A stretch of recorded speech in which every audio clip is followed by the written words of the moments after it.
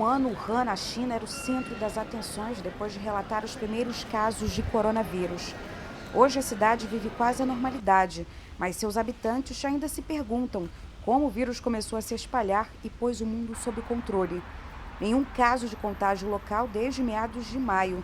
No transporte público, não é mais necessário apresentar o QR Code e comprova a não infecção.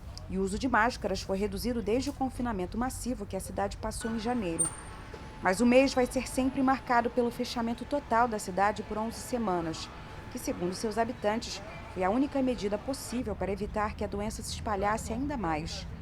Hong, um aposentado de Wuhan, conta que no início, quando leu as primeiras notícias, não levou a sério, mas quando soube que o coronavírus era transmitido entre humanos, começou a entender o que estava acontecendo e como poderia ser terrível.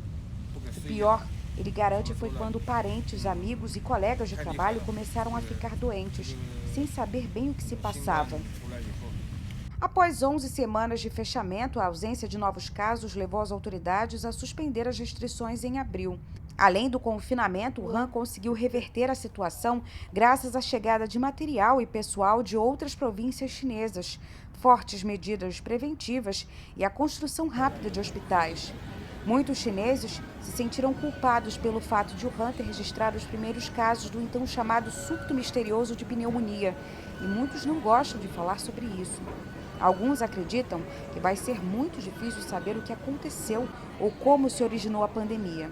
A imprensa divulgou a narrativa de que o surto poderia estar relacionado à importação de alimentos congelados ou surgido antes em outros países. As autoridades se mostraram dispostas a cooperar com a Organização Mundial da Saúde e aceitaram que um grupo de especialistas viaje ao país em janeiro para investigar a origem do vírus. Não se sabe se a viagem vai ter uma parada no mercado de frutos do mar de Huanan, fechado desde o dia 1º de janeiro deste ano, e sobre o qual a OMS debate se foi a fonte de contaminação, se atuou como um amplificador para o contágio ou se foi uma combinação desses fatores.